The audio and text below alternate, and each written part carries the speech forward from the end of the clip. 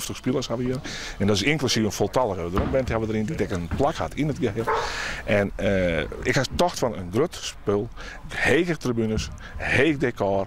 Een soort oude Griekse arena. Met de spelers die spelen zullen. En dat is eigenlijk de intentie geweest toen ik de eerste keer dit stik leidde. Grut.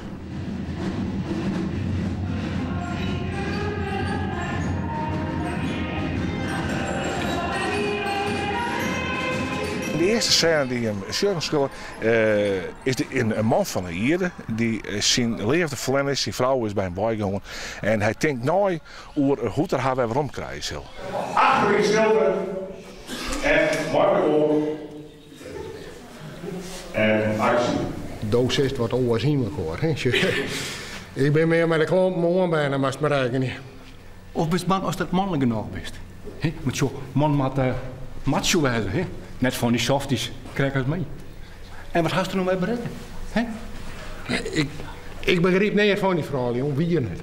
Houst u van Griet? Ja, wees. List gaat dat ik merken. Jongen, ze kan me zo vaak gehad. Ik bedoel, dat zult hem net wel lezen hier, als is de krijger op een dijk. Dit stukje gaat heet Cupido. Gidezekel Cupido. Dat is een stuk dat vanuit de Gorenvraat de leefde gebracht wordt maar onder de mens ziet.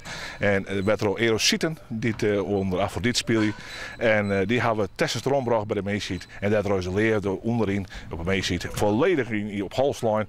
En dat moet hersteld worden. En nu is Cupido, Ludwig het famke, die is gekozen om de leefde weer rond te brengen bij de mens ziet.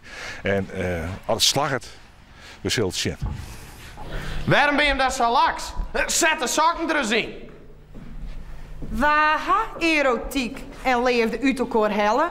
En waar uw levens aan pillen besmet met hege concentraties testosteron?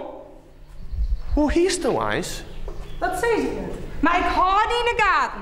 Dat smiet mij net weer mijn stenen op elkaar. Als ik maar één ierling verliest dat verkeerde dieren, dan smiet ik dan je steven van kilo op elkaar. Ik denk net dat je ondervinden brengen kan wat het van een warm door. We zetten het brand op elkaar, we zetten het door op elkaar, we zetten die klooi hier in Noord zetten we op elkaar om een mooi elkaar een geweldig spektakel van te maken. En brand gaat er wel iets extra's. Vast aan dit dwarpje, van 300 man. En nog een keer!